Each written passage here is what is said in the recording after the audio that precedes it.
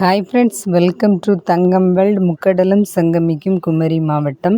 இன்றைக்கி 8.25 இன்ச்சு கை சுற்றளவும் 8 இன்ச்சு கை நீளம் உள்ள ஒரு ப்ளவுஸ் வந்து நம்ம கை லைனிங் வச்சு தைக்கிறது எப்படி அப்படிங்கிறது தான் இந்த வீடியோவில் பார்க்க போகிறோம். வாங்க பார்க்கலாம். லைனிங் துணி நம்ம எடுத்துக்கலாம். பாருங்கள், ஏற்கனவே கை மெயின் பீஸில் வந்து நம்ம வந்து கட் பண்ணி தான் வச்சுருக்குறோம் துணி. இந்த கட் பண்ணி வச்சுருக்கிற துணியை போதுமான அளவு துணி இருக்கா அப்படிங்கிறத லைனிங் துணியில் செக் பண்ணிக்கிடணும். செக் பண்ண பிறகு இந்த லைனிங் துணிக்கு மேலே வச்சு நம்ம தச்சிட வேண்டியதான். வாங்க தைக்கலாம். ஃபஸ்ட்டில் இந்த லைனிங் துணி நம்ம எடுத்துருக்குது 2 கைக்கும் சேர்த்து ஒரே பீஸில் இருக்குது. இந்த பீஸுக்கு வந்து நம்ம வந்து சென்டர் மார்க் பண்ணிக்கிடலாம். நம்ம மெயின் பீஸ் துணி அளவுக்கே நம்ம ஒரு சென்டர் மார்க் பண்ணிக்கலாம்.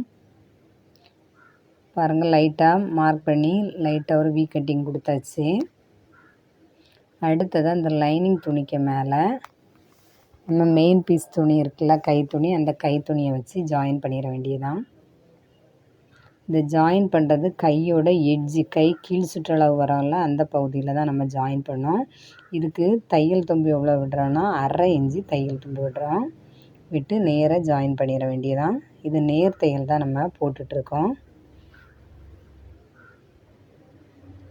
பாருங்கள், கரெக்டாக ஒரு கை வந்து நம்ம இப்போ தச்சு ஜாயின் பண்ணி முடித்தாச்சு. அடுத்தது அதே தையல்லே நம்ம வந்து அடுத்த கையும் ஜாயின் பண்ணிடுவோம். நூல் ஒன்றும் கட் பண்ணலை, ஏன்னா லைனிங் துணிக்கு மேலே தான் நம்ம ஒரேடியாக தைச்சிக்கிட்டு இருக்க போகிறோம். பாருங்கள், அதே அளவு தையல் தும்பு விட்டு நம்ம வந்து ஜாயின் பண்ணிடலாம்.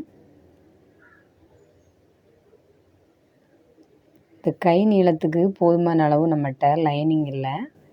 ஆனால் மெயின் பீஸ் துணி கொஞ்சம் நீளமாக இருக்கிறதுனால கை வந்து நம்ம கொஞ்சம் இந்த லைனிங் துணிக்கு பக்கத்தில் கொஞ்சம் விட்டு தைக்கலாம். ஒன்றும் இல்லை.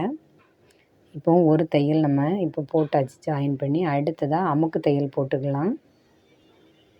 அமுக்கு தையல் போடும்போது மெயின் பீஸ் துணியில் நம்ம போடக்கூடாது. பாருங்கள், இந்த 2 துணியும் ஜாயின் பண்ண துணியில் உள்ள அந்த தையல் தும்பு லைனிங் பகுதிக்கு வரும்படி அதை திருப்பி விட்டு 2 துணியும் ஜாயின் பண்ண தையலுக்கு அடுத்ததாக ஒரு ஊசி கேப்பை விட்டு நம்ம வந்து தச்சிட வேண்டியதான். ஜாயின் பண்ண துணி லைனிங் பக்கம் வரும்படியாக திருப்பி விட்டு அமுக்கு தையல் போடணும். இந்த அமுக்கு தையல் போடும்போது லைனிங் துணி மெயின் பீஸ் துணி பக்கம் வரக்கூடாது. மெயின் பீஸ் துணி லைனிங் துணி பக்கம் போகாதவாறு நம்ம நீட்டாக எடுத்து விட்டு தையல் போட்டுக்கிடணும். பாருங்கள், சூப்பராக இப்போ 2 கையுமே அமுக்கு தையல் போட்டாச்சு. ஹாய் ஃப்ரெண்ட்ஸ், இது வரைக்கும் நம்ம தங்கம் வேர்ல்டு சேனலை சப்ஸ்கிரைப் பண்ணாதவங்க மறக்காமல் சப்ஸ்கிரைப் பண்ணுங்கள்.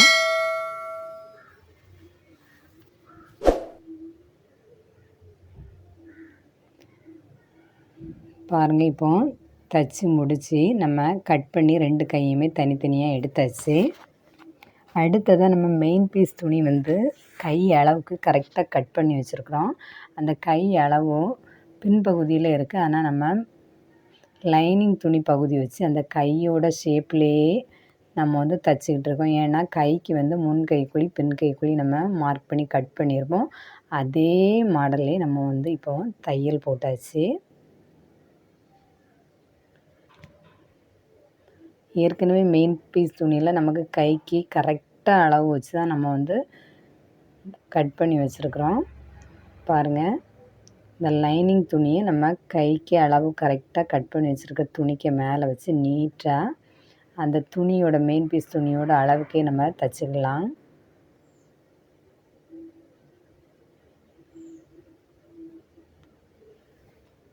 இது கொஞ்சம் உடம்பு பெரிய சுற்றளவு உள்ள ஒரு அளவு ப்ளவுஸுக்குள்ளே கை 8.25 இன்ச்சு இந்த ப்ளவுஸோட கை சுற்றளவும் கை நீளம் 8 இன்ச்சு. பாருங்கள், இப்போ இந்த லைனிங் துணியை நம்ம பதிச்சு தைச்சாச்சு.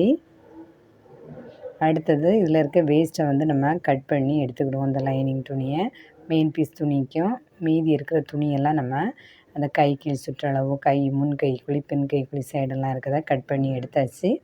இவ்வளோ தான் நம்ம வந்து கை தைக்கிற வேலை. பாருங்கள், சூப்பராக பதிச்சு ரொம்ப ஈஸியாக கை வந்து நம்ம தைச்சி முடித்தாச்சு. ஏன்னா ப்ளவுஸ் கையில் முன் கைக்குழி பின் கைக்குழி பார்த்து ஜாயின் பண்ணால் போதும், கை வந்து நமக்கு சூப்பராக ரெடி ஆயிரும். இந்த மெத்தடில் நீங்களும் கை வந்து ஜாயின் பண்ணி பாருங்கள். ரொம்ப ஈஸியாக நம்ம வந்து கை வந்து தைக்கலாம். பாருங்கள் சூப்பராக முன் கை குழி தெரியுது, பின் கை குழி தெரியுது. அடுத்தது கை கீழ் சுற்றளவு எல்லாமே நீட்டாக நம்ம இப்போ தைச்சி முடித்தாச்சு. எப்போவுமே நம்ம கட் பண்ணுறது நீட்டாக கட் பண்ணியாச்சுன்னா தைக்கும்போது எந்த ஒரு மாற்றமும் இல்லாமல் அளவு கரெக்டாக நம்ம வந்து தைக்கலாம்.